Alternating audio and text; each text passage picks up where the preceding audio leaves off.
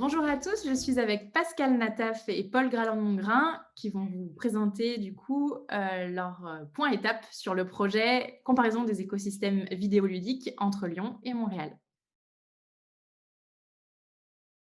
Oui, merci beaucoup.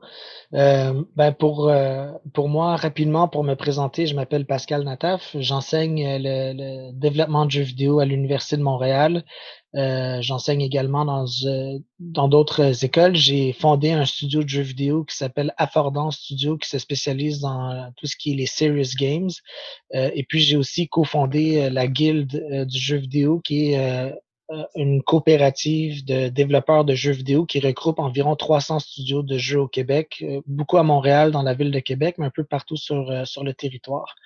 Donc, pour moi, ça a été euh, une opportunité que je ne pouvais pas rater quand Paul m'a contacté pour qu'on propose un projet pour les entretiens Jacques Cartier. L'histoire du jeu vidéo au Québec est quand même très intriquée avec celle de France. Notre écosystème s'est bâti entre autres grâce à Ubisoft qui s'est implanté au Québec dans les années 90. On a en ce moment au Québec énormément d'étudiants qui viennent de France.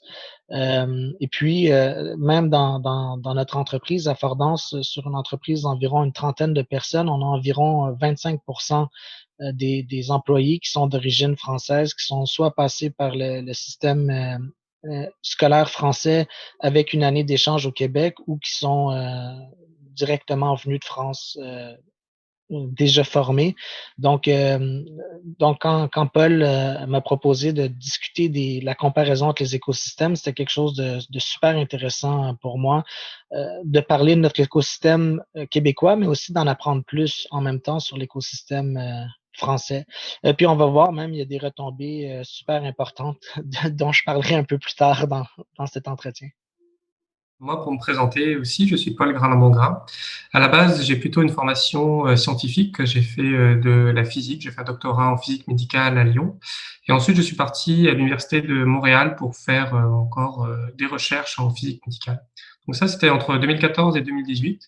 Et pendant cette période, j'ai commencé aussi à développer des jeux vidéo et à m'intégrer dans la communauté vidéoludique du Québec. Donc c'est à cette occasion-là, dans des festivals, entre autres, que j'ai pu rencontrer Pascal Nataf. Ensuite, en 2018, je suis revenu à Lyon pour continuer mes travaux de recherche. Et là aussi, je me suis intégré dans la communauté vidéoludique lyonnaise. Et je suis devenu président notamment d'une association qui s'appelle Lyon Game Dev. Et avec ça, j'ai pu voir un certain nombre de différences entre comment fonctionne l'industrie du jeu vidéo et tout l'écosystème, on va dire, entre Lyon et le Québec. J'ai vu des avantages d'un côté ou de l'autre, en tout cas des fonctionnements différents, des liens différents entre l'industrie, l'université, les écoles, tout ça. Et donc, on s'est dit que les entretiens Jacques Cartier, ça avait été sans doute un bon événement pour parler de tout ça, de réfléchir, d'analyser ces écosystèmes, leur historique, leur culture, leur façon économique de fonctionner. Voilà, donc j'ai contacté Pascal, qui me paraissait être la meilleure personne pour discuter de ça, vu sa position en tant qu'enseignant à l'Université de Montréal, son rôle au sein de la Guilde du jeu vidéo du Québec et en tant que patron de studio. On s'est contacté, puis ça a matché très vite et voilà, ça a donné les entretiens Jacques Cartier sur ce sujet. Pendant les entretiens Jacques Cartier, on a fait une après-midi de conférences puis de table ronde. On avait invité plusieurs personnes de l'industrie du jeu vidéo au Québec et à Lyon. Donc, outre Pascal et moi, il y avait aussi Gabriel Sauvé et Andréane Meunier du Québec et Stéphane Baudet de Lyon, avec des postes différents sur les personnes. Donc, il y a un fondateur de studio, un développeur indépendant, gestionnaire de projet à Google Stadia. Donc, c'était des présentations, des ateliers thématiques, en fait, où on se focalisait sur un point précis de l'écosystème vidéoludique pour mieux le comprendre. Et on a terminé ça par une table ronde où tous les intervenants ont participé et on a essayé de prolonger la réflexion autour de ça.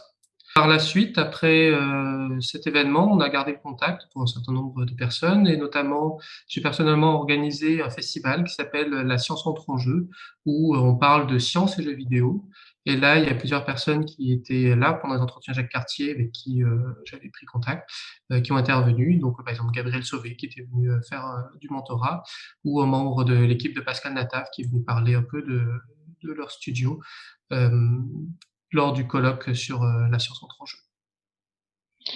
Ouais, pour nous, ça a été super cet événement que Paul a organisé. Ça nous a permis de parler d'outils de design collaboratif qu'on développe pour faire des jeux vidéo.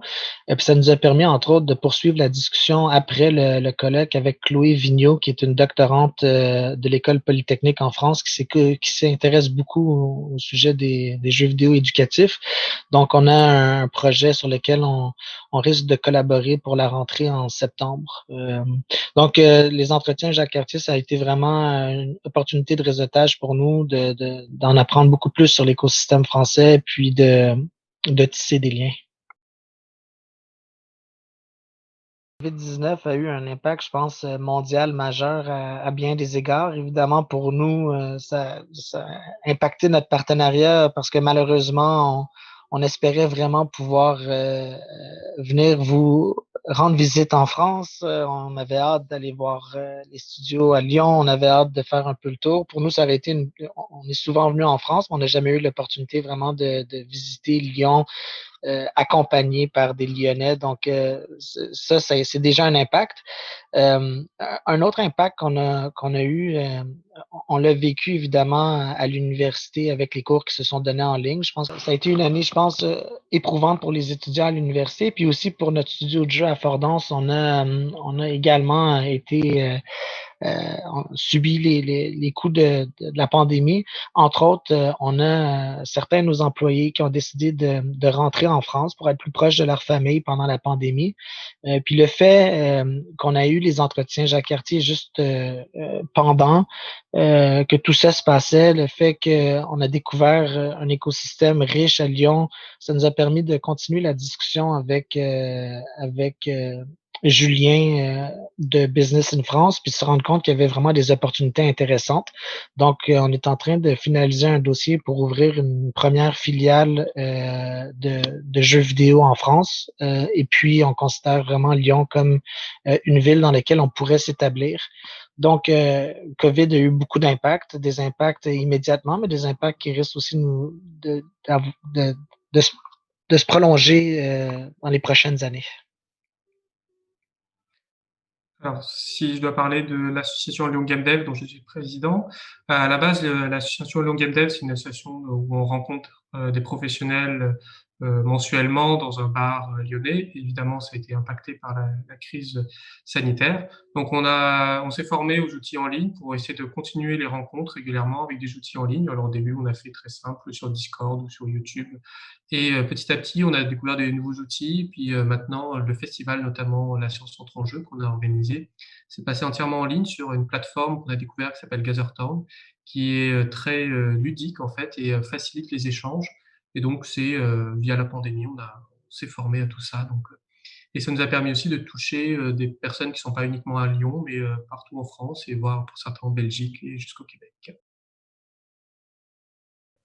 En octobre, du coup, on a une deuxième partie sur la comparaison des écosystèmes vidéoludiques. Et là, on va faire un focus sur comment faire carrière dans l'industrie vidéoludique. Donc, on a déjà un programme avec plusieurs thématiques sur d'abord la variété des parcours dans le monde vidéoludique. C'est rare de voir des gens qui ont fait uniquement ça comme parcours. Il y a, est-ce qu'il faut faire une école de jeux vidéo pour travailler dans ce milieu, comment s'épanouir une fois qu'on est dans l'industrie, comment évoluer. Le rôle des associations aussi, comme Lyon Game Dev ou la Guilde du jeu vidéo du Québec. Et enfin, on aura une petite partie sur l'expatriation au Québec, comment on fait si on est jeune français et qu'on a envie de partir au Québec pour travailler dans l'industrie du jeu vidéo, quelques conseils, parce que c'est quelque chose qui vient souvent. Ben, puis pour nous, on espère finalement pouvoir venir vous visiter en France, aller dans les bars et rencontrer les associations de jeux vidéo, et puis tisser des liens, puis peut-être même qu'on sera en période de recrutement à ce moment-là, donc sait-on jamais.